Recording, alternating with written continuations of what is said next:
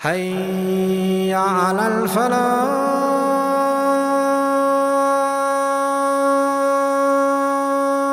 The Prophet of Allah in the authentic hadith, speaking to Sahaba, speaking to the greatest ummah that ever walked the earth, speaking to your fathers, speaking to a ummah that happily gave their lives for the pleasure of Allah. People who did the utmost, the biggest sacrifices, and they deemed themselves as the most insignificant people. Today you do nothing and you think you're up there. They did everything and they thought that they were down there. The Prophet of Allah speaking to them, he says, none of you, who's he speaking to? He says, none of you will enter Jannah through your actions. None. People walking around like he's already from the people of Jannah, mashallah. People now, they worship their mashaykh. 100%, brother. These guys from Firdaus al-A'la. The Prophet of Allah saying to Sahaba, none of you will enter Jannah through your actions. None. So they asked the Prophet of Allah, even you? He says, yeah, even me. Sallallahu alayhi wa sallam. The greatest mujahid was Muhammad sallallahu alayhi wa sallam. The greatest teacher was Muhammad sallallahu alayhi wa sallam. The greatest father was Muhammad sallallahu alayhi wa sallam. The greatest husband was Muhammad sallallahu alayhi wa sallam. The greatest mercy to humanity was Muhammad sallallahu alayhi wa sallam. The greatest abid to ever worship Allah Azza wa Jal was Muhammad sallallahu alayhi wa sallam. The greatest messenger to ever walk the earth was Muhammad sallallahu alayhi wa sallam. The greatest prophet to ever receive revelation was Muhammad sallallahu alayhi wa sallam. The greatest creation that Allah ever created was Muhammad sallallahu alayhi wa sallam. And he says, even me. Except and only if Allah Azza wa Jal was to show mercy upon me.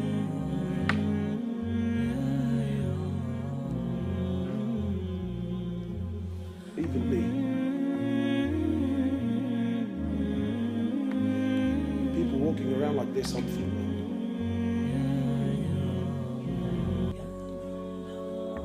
Prophet of Allah tells us of a man who worshipped Allah for 500 years. 500 years he worshipped Allah. And then when he stood before Allah, Allah subhanahu wa ta'ala, more or less, he tells the angels, take him and enter him into the paradise through my mercy. So the man says, whoa, whoa, whoa, whoa. Oh Allah. And more or less he says, oh Allah, well I appreciate the offer. I couldn't help but hear that you said you want me to enter through your mercy. Oh Allah, I don't want to enter through your mercy. I want to enter through my actions, oh Allah. Oh Allah, I worshipped you for 500 years. For 500 years, oh Allah, I worshipped you. So I don't want to enter through your mercy. I paid my debt. I worked hard. Every day I worshipped you, Ya Allah. Not to stand here so you can enter me through your mercy. I want to enter through my actions. Allah says, you want to enter through your actions? Fine. No problems. So Allah Azza wa Jal orders the angels. He says to them, bring the scales here.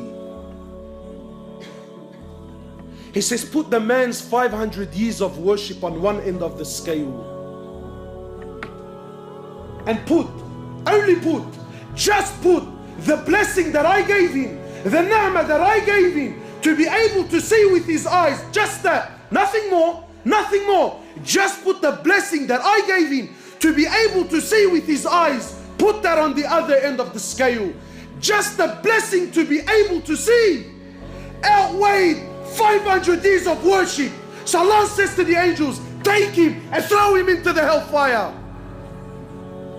Then and only then, he says, oh Allah, please, oh Allah, please, I am content with your mercy. I'm content with your mercy, Ya Allah. Allah doesn't need anyone, my brothers. The ni'mah of seeing. Today we've forgotten. Today we've forgotten. Today you and I think what? That to see I need a pair of eyes. You're wrong. Because there are millions around the world that have eyes, but they can't see. It is Allah that allows you to see. Today you think to hear, I need a pair of ears. You're wrong. Because there are millions around the world that have ears. They're stuck on their heads, but they can't hear, my brother. It is Allah that allows you to hear. Today you think to walk, I need a pair of legs. You're wrong. There are millions around the world that have legs, but they can't walk. It is Allah and Allah alone that allows you to walk. Allah, not you. Allah, not you. Allah doesn't need you, my brother. Allah doesn't need me. Allah doesn't need us. And we have to understand, because this is Aqeedah. You have to know this so that when you worship, you are always humbled.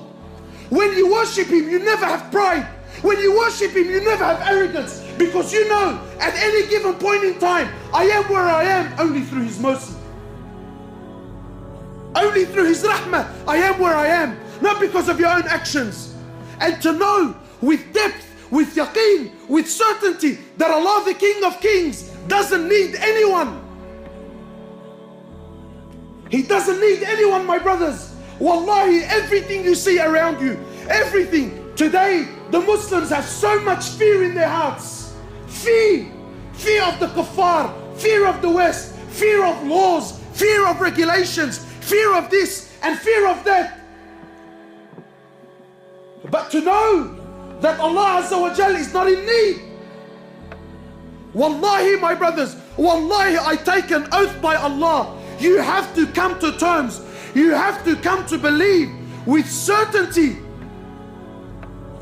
that every single human being, whoever lived, whoever's living, and whoever is to come and live on this earth, wallahi, every single human being, every single jinn, every single animal that walks on this earth, every single bird that takes the flight in the sky, every single fish that swims in the oceans of Allah Azza wa Jal, wallahi, every single land, every single country, wallahi, with all their governments and all their military force and all their might and all their science and all their money and all their know-how, all with the exception of none, every country, every tree, every grain of sand, every mountain, every river, every ocean, wallahi, every star, every sun, every moon, every single planet, every single angel, the billions and billions and billions of angels, all of them, with the exception of none, Mikael, Jibrail, Israfil, all, the first heaven, the second heaven, the third heaven, the fourth heaven, the fifth heaven, the sixth heaven, the seventh heaven, the ocean above it, the eight that carry the throne of Allah, the arsh of Allah, all are dead. All are dead. Nothing moves, nothing stops, nothing makes, nothing breaks, nothing gives, nothing takes, nothing rises, and nothing falls, nothing harms, and nothing benefits. Illallah. And until this yaqeen and faith is in your heart, that nothing, that everything is dead, everything, except Allah.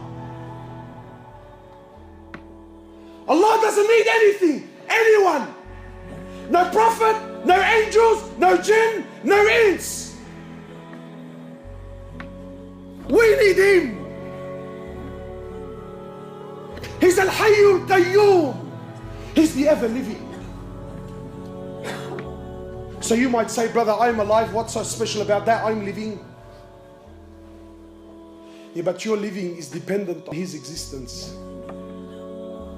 He's the first with no beginning. He's the last with no ending. He is Allah. He is Allah. Al-Malik. He's the king. He's the king.